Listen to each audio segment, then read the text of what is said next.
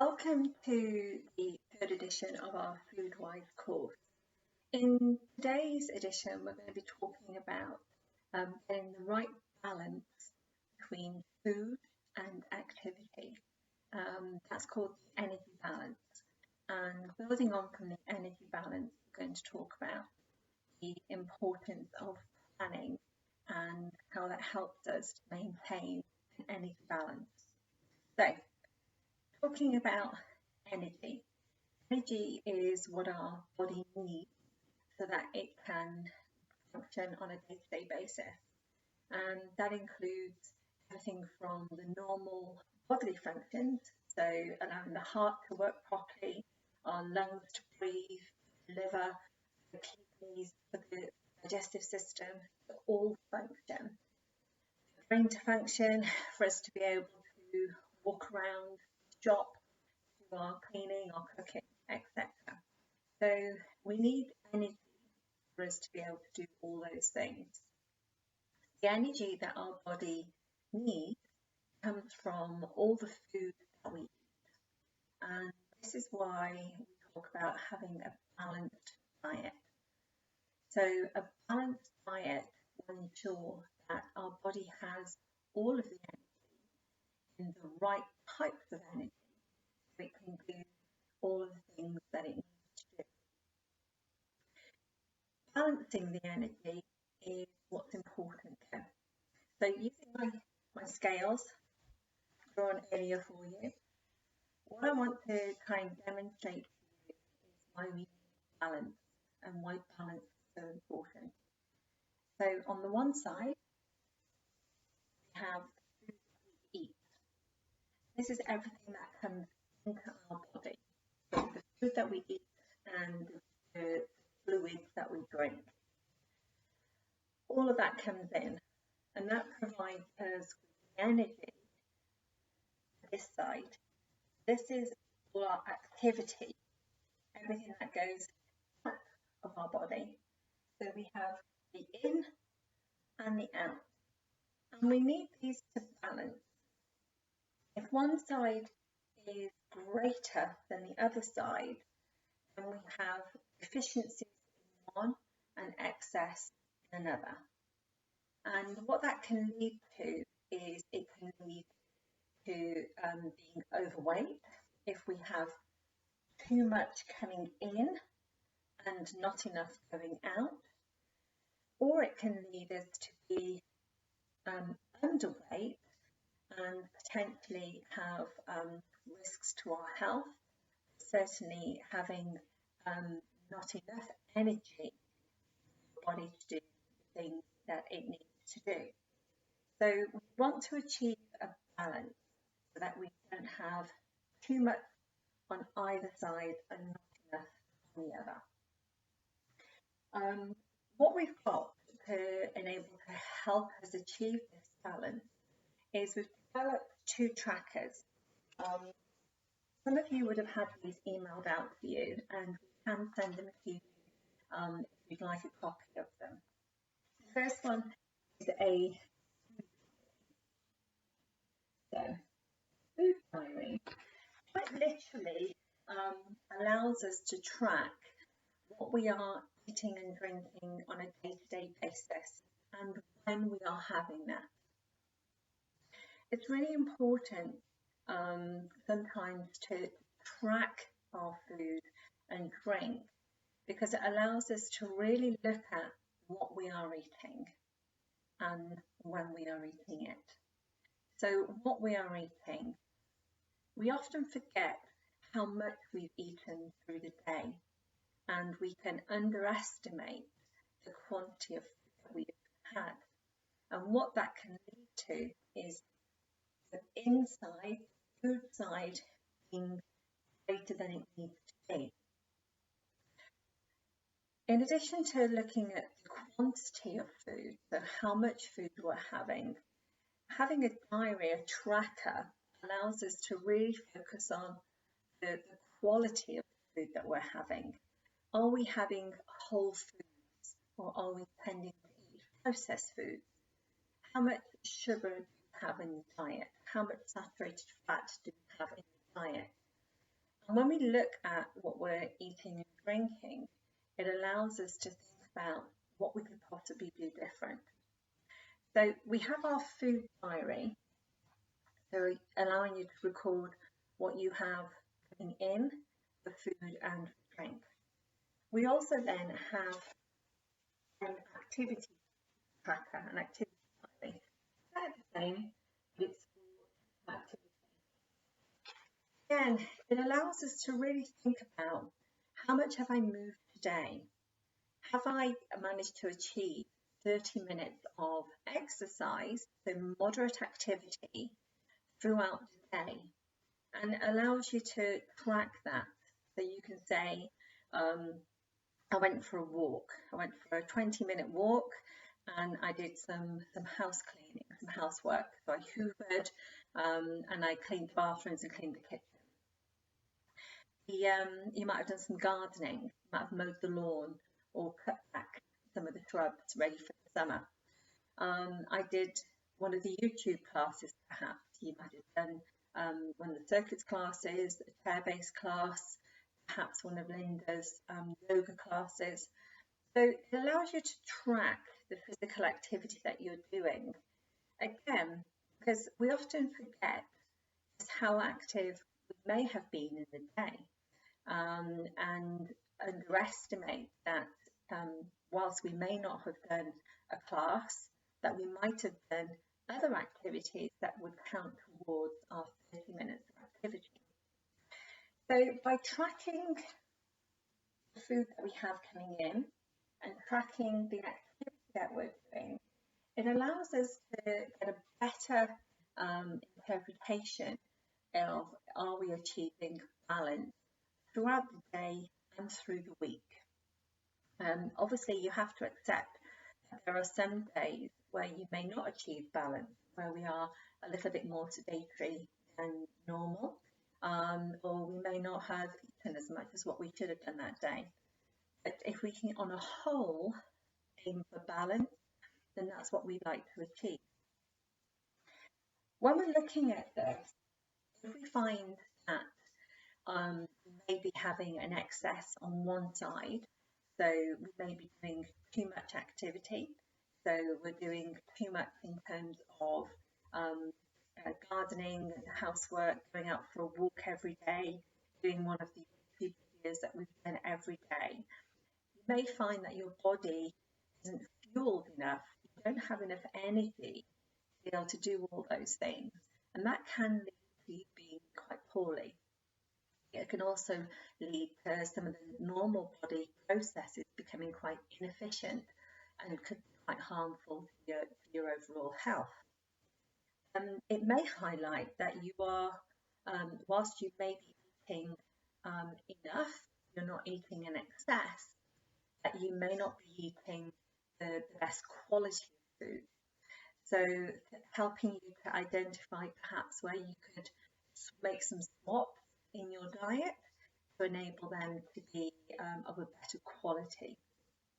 That could be simple things, switching out white bread and having wholemeal bread instead, taking white pasta and having whole wheat pasta instead, having a whole grain cereal for breakfast, something like oats on a wheat bix or bran flake, as opposed to perhaps jam on toast, or maybe you're not having breakfast.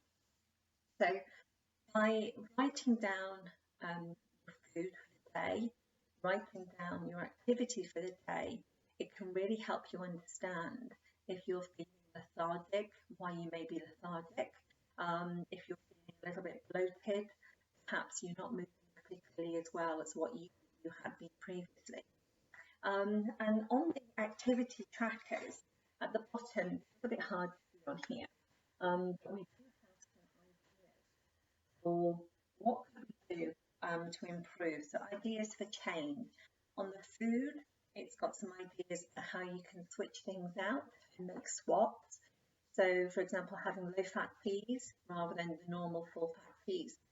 Having zero sugar drinks. So water or no sugar squash, no or low sugar cordials and sodas, as opposed to the full fat ones. Also having a smaller plate, so you're actually having less food if you're used to having a larger plate. Having things like baked crisps or rice cakes instead of crisps, if you like to have those.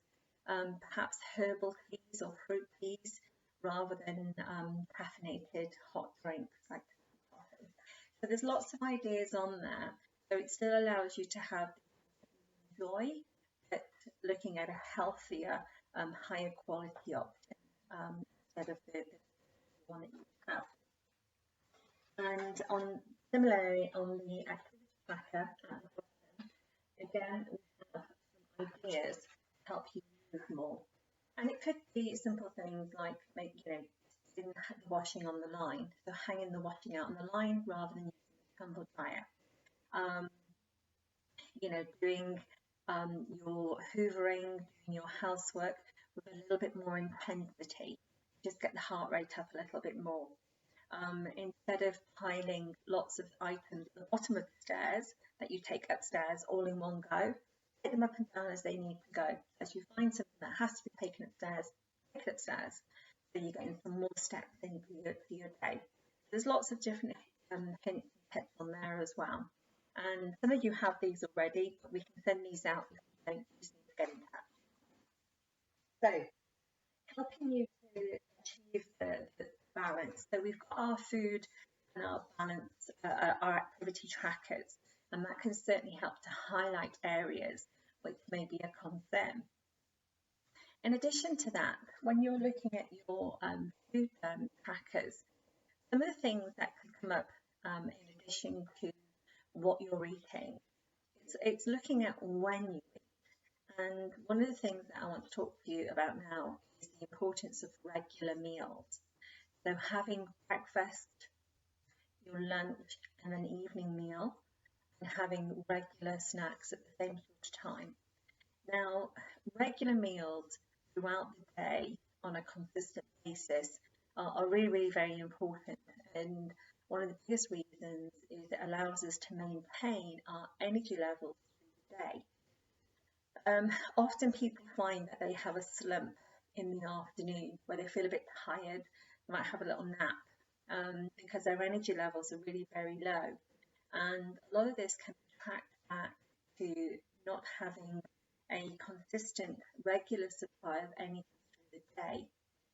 So we really need to try and keep our energy levels at the same level throughout the day without having peaks and then troughs through the day that can affect on your motivation, on your energy levels.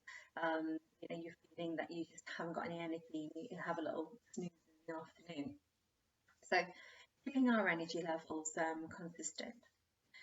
That then also impacts on our weight management.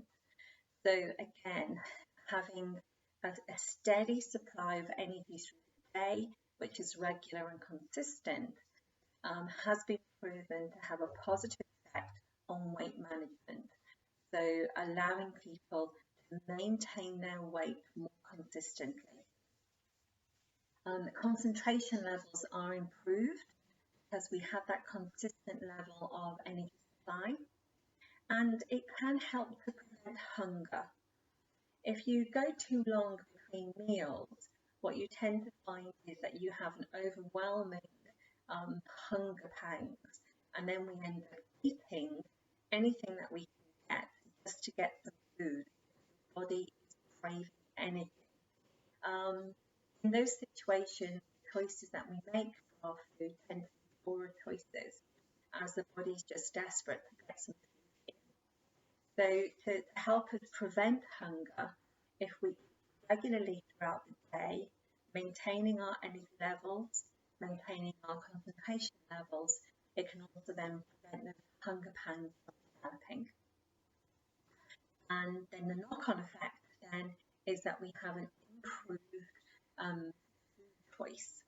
So we actually choose what we want made on better decisions, as opposed to reactions to just eat because you're very hungry.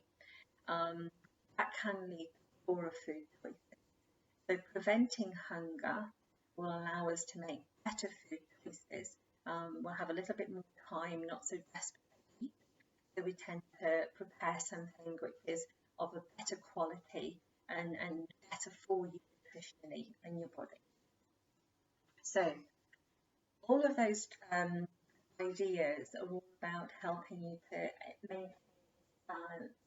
So tracking your food, tracking your activity, looking at when you're eating, how often you're eating. Now, all of this does require some effort, and it's eventually will become second nature to you. One of the key tools that you can adopt yourself is planning. And there's a great saying which is failing to plan is planning to fail. So what can you do?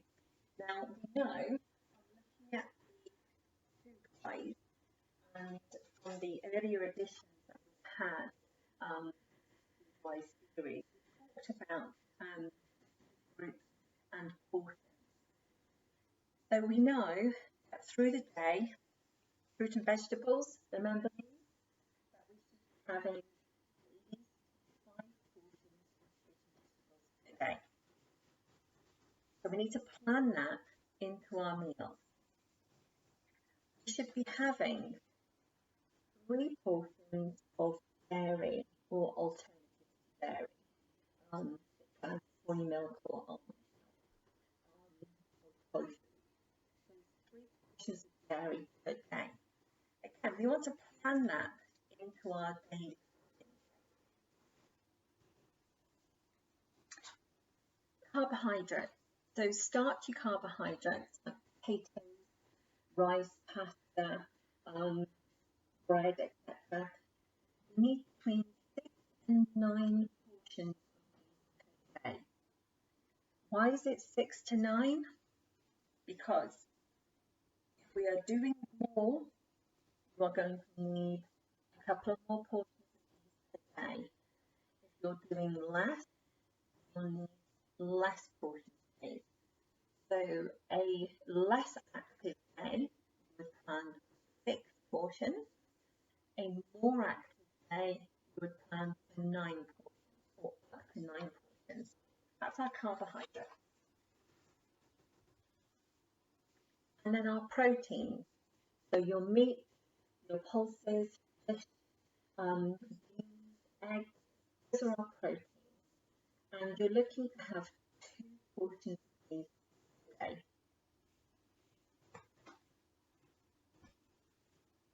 Oils and spreads, a small amount per day. This is about small amounts, not lots on our dressings.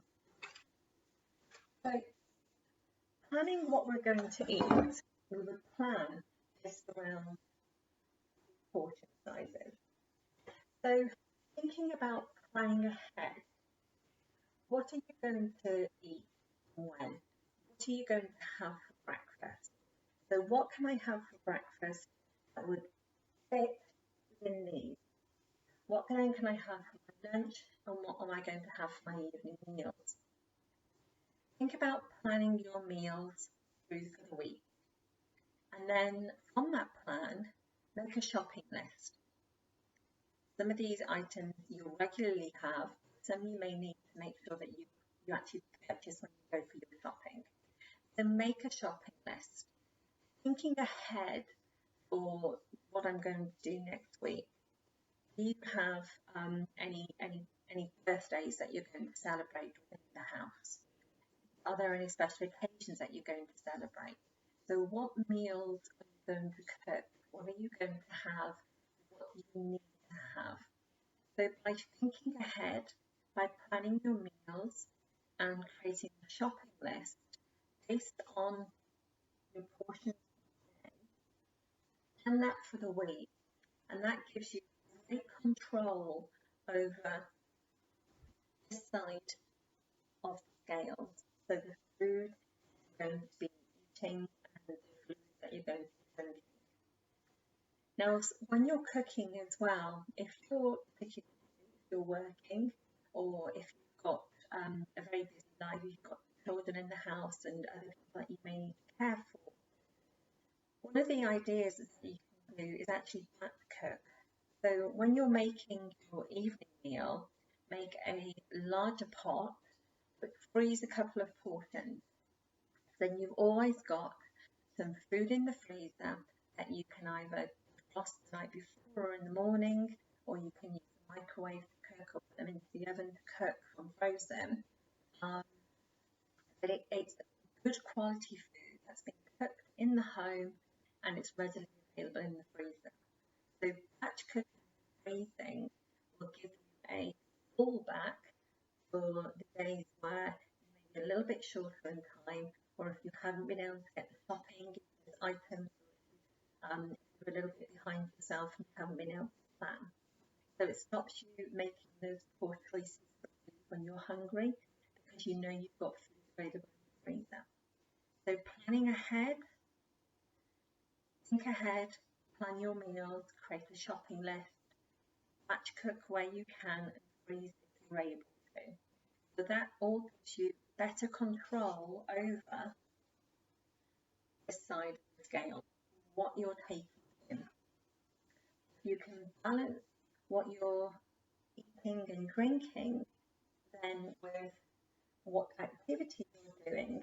That's going to give us greater energy balance and give us a much more improved weight management long term. Okay, so that's the end of today's Foodwise. So we've talked about the energy balance, balancing what you're eating with what you're doing, and the simple tools that you can adopt to give you better control and greater success at achieving balance.